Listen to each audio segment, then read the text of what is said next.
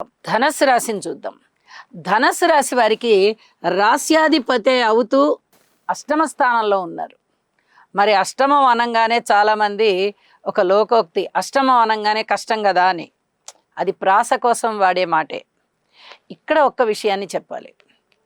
ఇతరత్ర రాసులలో ఏ రాశి ఆ స్థానము, ఏ రాశికైనా కానీ ఆ స్థానము అంత అనుకూలమైన స్థానము కాకపోతే గురువుగారు ఏమన్నా చిన్నపాటి ఇబ్బందులను ఇస్తారేమో, కానీ ధనస్సు రాశి వారికి మటుకు ఎట్టి పరిస్థితుల్లో అంత ఎక్కువ ఇబ్బందుల్ని ఇవ్వబోరు. ఎందుకు అలాగా అంటే వారు రాస్యాధిపతి అవుతున్నారు.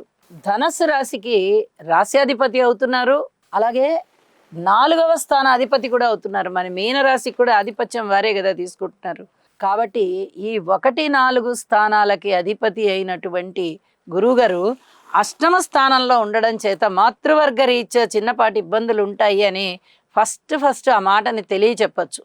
కానీ ఇక్కడ ఆయన ఆ స్థానం సరైన స్థానం కాకపోయినా తన యొక్క ఉచ్చరాశిలో ఉన్నారు కాబట్టి స్వస్థానాన్ని పాడు చేయరు. ఇది చాలా